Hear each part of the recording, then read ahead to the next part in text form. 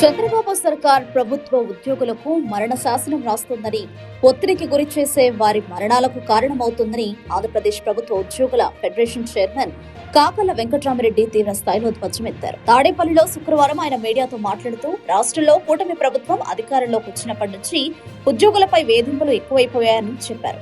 Video కాన్ఫరెన్స్లు, టెలికాన్ఫరెన్స్లు, అసాధ్యమైన survey టార్గెట్ల పేరుతో ఉద్యోగులను మానసిక క్షోభకు గురిచేస్తున్నారని విమర్శించారు. గత 10 రోజుల్లోనే పని ఒత్తిడితో 4 ఉద్యోగులు గుండెపోటుతో మరణించడం ప్రభుత్వ వేధింపులకు నిదర్శనమని మండిపడ్డారు. 10 రోజుల్లో ఒక తహసీల్దార్, ఒక ఎస్సీ, 2 సచివాలయ ఉద్యోగులు గుండెపోటుతో ప్రాణాలు కోల్పోయారని, వీరంతా 30 నుంచి 40 ఏళ్లలోపు వారే కావడం బాధాకరమని పేర్కొన్నారు. కూటమి ప్రభుత్వం అధికారంలోకి రావడంతోనే వాలంటీర్లను తొలగించేసి వారు చేయాల్సిన పనిని సచివాలయ ఉద్యోగులకు అప్పగించి వారిపై ఒత్తిడి పెంచిందని దుయ్యబట్టారు.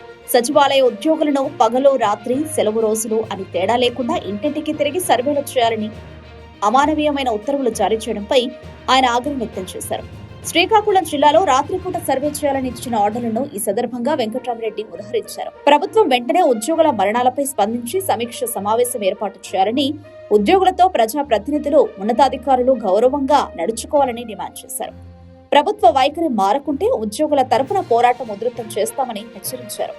ఉద్యోగులు అధైర్యపడకుండా ఓపికతో ఉండాలని, మంచి రోజులు మళ్లీ వస్తాయని కాకల వెంకట్రామిరెడ్డి పిలుపునిచ్చారు. గాజువాక ఎమ్మెల్యే పల్లా శ్రీనివాసరావుతో కలిసి విశాఖపట్నం జోనల్ కార్యాలయంలో సమీక్ష నిర్వహించిన Swachhandhra corporation chairman Pattabhi, GVMC mechanical section superintendent engineer గోవిందరావుపై రెచ్చిపోయి గదమాయిస్తూ తీవ్రంగా అందరి ముందు అవమానించారు.